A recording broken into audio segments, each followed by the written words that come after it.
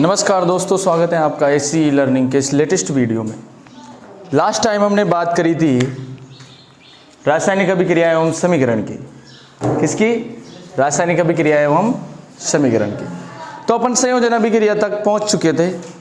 जैसे एग्जाम्पल के लिए मैंने CaO प्लस H2O लिया था, जिससे अपने पास बना था CaOH का होल ट्वाइस। ऐसा कुछ बना था। संयोजन अभिक्रिया का एक और दूसरा नाम है योगशील अभिक्रिया, और योग हमेशा अकेला ही आता है। तो यहाँ पर दो या दो से अधिक अभिकारक तो हो सकते हैं, लेकिन जो बनने वाला उत्पाद है वो अकेला ही रहेगा। ठीक है। तो इसके बाद अपन कुछ और संयोजन अभिक्रियाओं के बारे में देखते हैं, जैसे जल के निर्माण की संयोजन अभिक्रिया। जल का जो निर्माण होता है ना, जल का निर्माण, जल का निर्माण, जल के निर्माण की जो अभिक्रिया है वो भी एक तरीके की संयोजन अभिक्रिया है। कौन सी अभिक्रिया है? संयोजन अभिक्रिया। तो जल का निर्माण हाइड्रोजन प्लस ऑक्सीजन से होता है। किससे? हाइड्रोजन प्लस ऑक्सीजन से। जब इन दोनों को मिलाया जाएगा तब जाकर जल बनेगा। क्या बनेगा?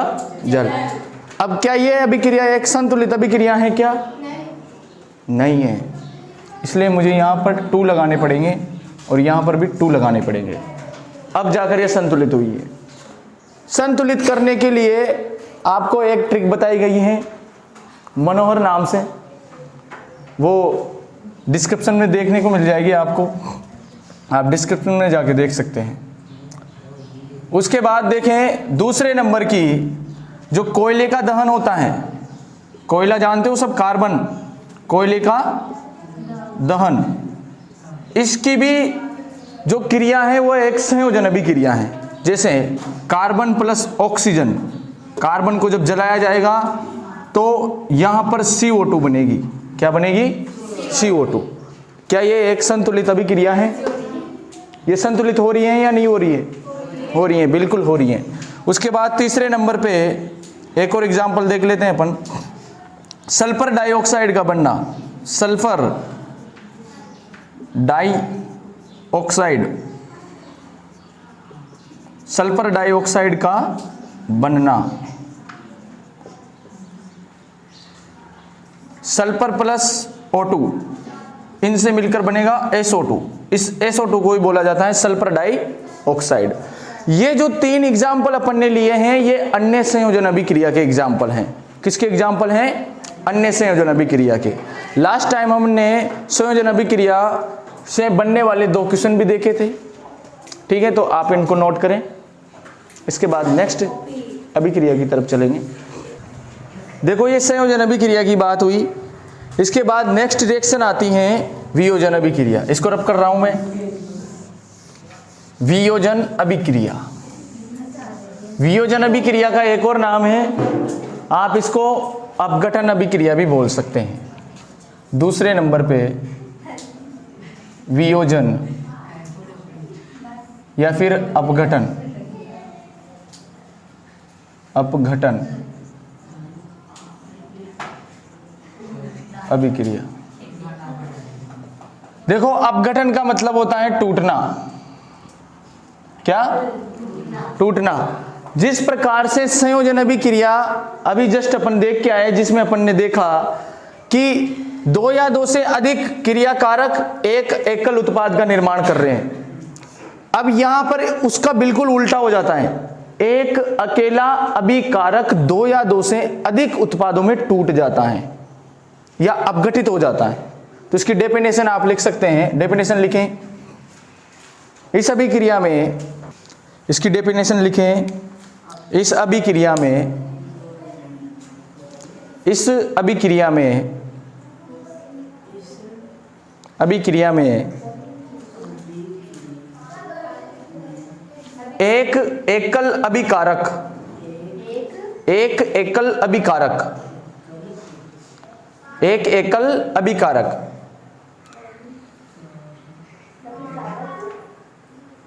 वियोजित एक एकल अभिकारक वियोजित, वियोजित के कोष्ठक में लिखना अपघटित, वियोजित के कोष्ठक में अपघटित होकर 2 या 2 से अधिक उत्पादों का निर्माण करता है, होकर 2 या 2 से अधिक उत्पादों का निर्माण करता है। देखो एग्जाम्पल से समझेंगे, लेकिन उससे पहले एक बात और कि वियोजन अभिक्रिया 3 तरीके से होती है। वियोजन अभिक्रिया 3 प्रकार से होती हैं। कितने प्रकार से होती हैं? 3 प्रकार से। वियोजन अभिक्रिया 3 प्रकार से होती हैं, आपको वो तीनों के तीनों प्रकार समझने हैं। सबसे पहला ए वाला प्रकार है उष्मीय वियोजन। उष्मीय वियोजन, देखो यहां पर वियोजन होगा, लेकिन किसके द्वारा होगा? उष्मा के द्वारा। उष्मीय वियोजन में उष्मा के द्वारा कोई अभिकारक टूट जाता है, अपघटित हो जाता है। जैसे मैं ले रहा हूं FeSO4 फेरस सल्फेट, एग्जाम्पल है ये फेरस सल्फेट, फेरस सल्फेट। ये उष्मा की उपस्थिति में, उष्मा की वजह से टूट जाता है Ap2O3 plus SO2 plus SO3 में। हाँ, ये पेरस सल्फेट उष्मा की वजह से 3 उत्पादों में टूट गया। इसको बोला जाएगा आयरन ऑक्साइड, और ये तो सल्फर डाइऑक्साइड है सही, और ये इधर का इसको बोला जाएगा सल्फर ट्राइऑक्साइड। तो यहां पर देखें परिभाषा बोल रही थी, वैसा ही हुआ है कि एक अकेला अभिकारक, एक अकेला अभिकारक 2 या 2 से अधिक उत्पादों का निर्माण करेगा। अपघटित हो गया ना, 2 या 2 से अधिक में टूट गया मतलब, तो इसका मतलब वियोजन अभिक्रिया हुई है यहां पे। और वियोजन ये सबसे पहली वाली वियोजन देखी है जो उष्मा के द्वारा हो रही है। उसी प्रकार आपका जो ये कैल्शियम कार्बोनेट होता है, पढ़ा था ना कल, संगमरमर जिसको बोला जाता है, तो ये जो कैल्शियम कार्बोनेट है ये भी उष्मा की वजह से, उष्मा की वजह से टूट जाता है और कैल्शियम ऑक्साइड व CO2 का निर्माण करता है। कैल्शियम ऑक्साइड व CO2 का निर्माण करता है। तो ये वियोजन का पहला प्रकार है उष्मीय वियोजन। अब दूसरे नंबर का देखते हैं अपन, दूसरे नंबर का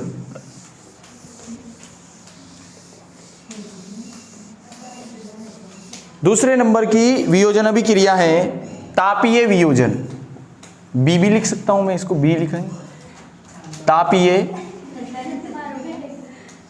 वियोजन।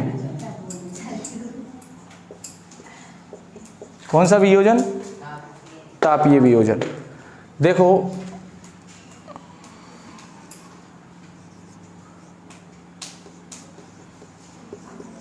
इसको बोला जाता है लेड नाइट्रेट। ये जो लेड नाइट्रेट है ये ताप की वजह से, किसकी वजह से? ताप की वजह से टूट जाता है लेड ऑक्साइड में प्लस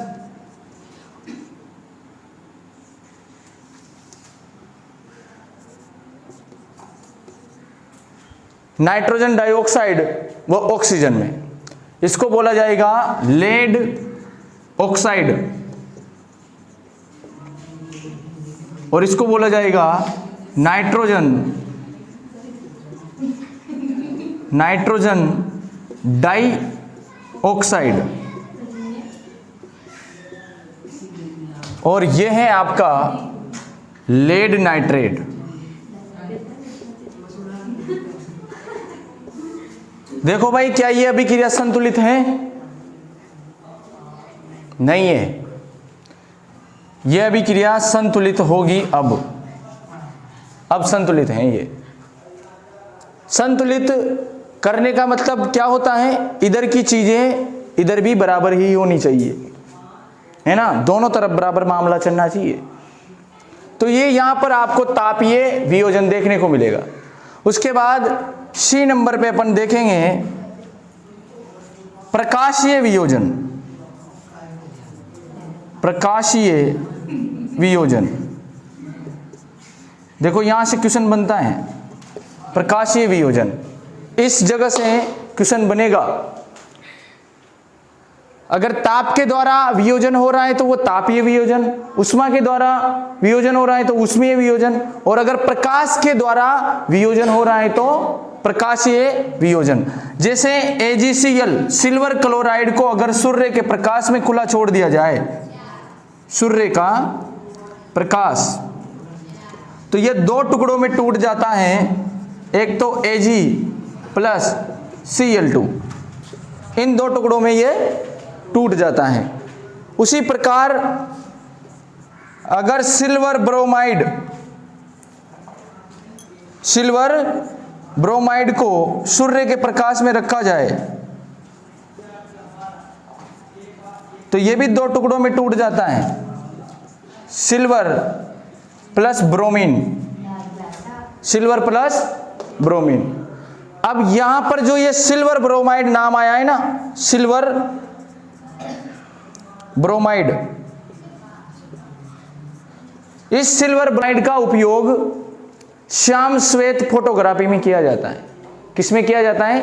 श्याम श्वेत फोटोग्राफी में। तो यहां से ये क्वेश्चन बनता है कि श्याम श्वेत फोटोग्राफी में किसका उपयोग किया जाता है? तो किसका उपयोग किया जाता है भाई? सिल्वर ब्रोमाइड का। किसका? सिल्वर ब्रोमाइड का। उतारे इस बात को।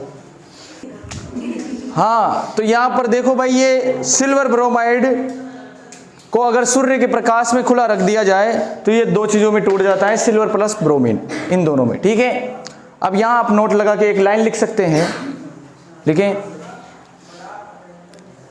यहां सिल्वर ब्रोमाइड का उपयोग श्याम श्वेत फोटोग्राफी, श्याम श्वेत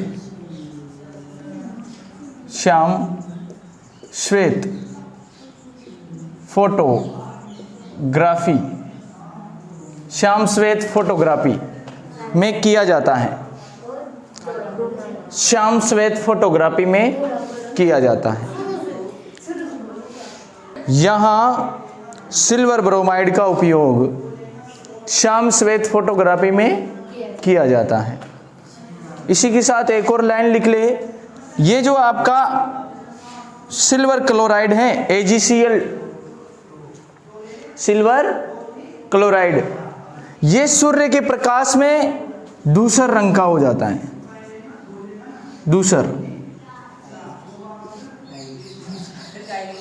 सिल्वर क्लोराइड सूर्य के प्रकाश में, सिल्वर क्लोराइड सूर्य के प्रकाश में धूसर रंग का हो जाता है। ये लिख रखा शब्द, धूसर रंग का हो जाता है। ये वियोजन अभिक्रिया पूर्ण हुई। वियोजन अभिक्रिया 3 प्रकार से है जो अपन ने देख ली है।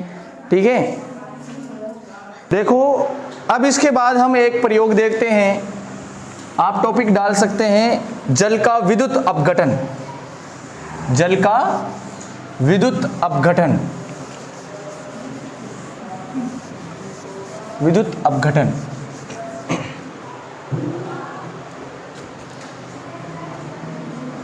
जल का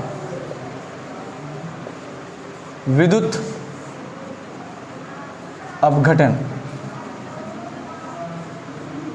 जल का विद्युत अपघटन। देखो H2 प्लस O2 से मिलकर बनता है जल, आप सब जानते हैं। ठीक है, इसको संतुलित करा तो ये संतुलित हो गया और ये संतुलित। अब होता क्या है कि जो ये जल है, क्या है? जल, इसके अपघटन की एक विधि आती है। क्या आती है? विधि, उसका नाम है विद्युत जल अपघटन।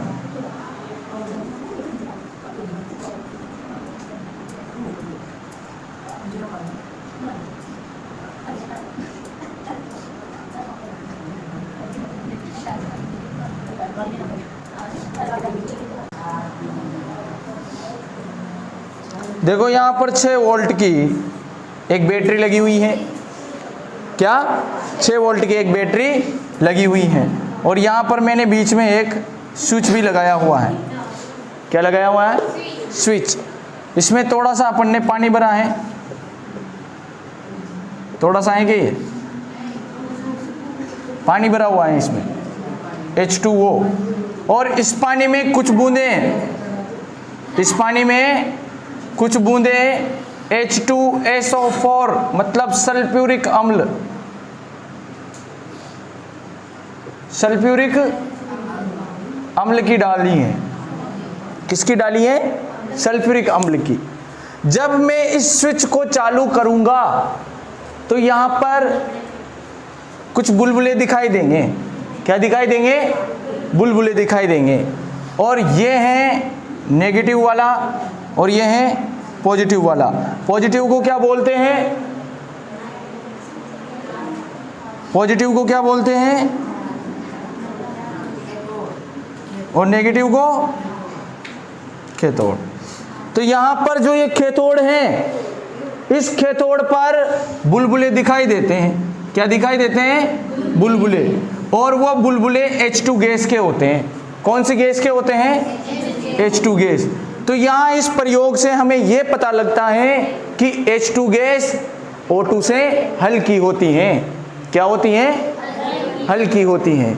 और अगर हम इस H2 गैस के पास एक जलती हुई मोमबत्ती ले जाएं तो ऑक्सीजन के कारण ये और अधिक जलने लगती है। जल के विद्युत अपघटन में हमें एक मग की जरूरत होती है। ये प्लास्टिक का मग है, प्लास्टिक का मग।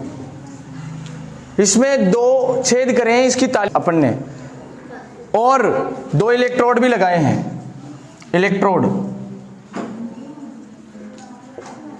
इसकी ताली में 2 छेद करके इलेक्ट्रोड लगाए हैं और उन इलेक्ट्रोडों को 6 वोल्ट की बैटरी से जोड़ा है। कितने वोल्ट की बैटरी से? 6 वोल्ट की बैटरी से।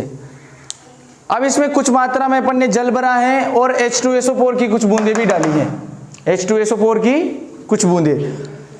जब हम इसमें विद्युत धारा भेजते हैं, मतलब ये जो स्विच है, स्विच इसको ऑन करते हैं। क्या करते हैं? ऑन। तो हम देखते हैं कि जो कैथोड वाला जो इलेक्ट्रोड है उस पर बुलबुले दिखाई देते हैं, और वो बुलबुले हाइड्रोजन गैस के हैं। किसके हैं? हाइड्रोजन गैस के। तो यहां इस प्रयोग से हमें यह पता चलता है कि हाइड्रोजन गैस O2 गैस से हल्की होती हैं। क्या होती हैं? O2 गैस से हल्की होती हैं। और अगर जलती हुई मोमबत्ती को इस हाइड्रोजन गैस के पास ले जाया जाए तो ऑक्सीजन की उपस्थिति के कारण ये और अधिक जलने लगती हैं। कौन? तो ये जल की विद्युत अपघटनी विधि का चित्र है। तो स्टूडेंट्स, आज के लिए इतना है।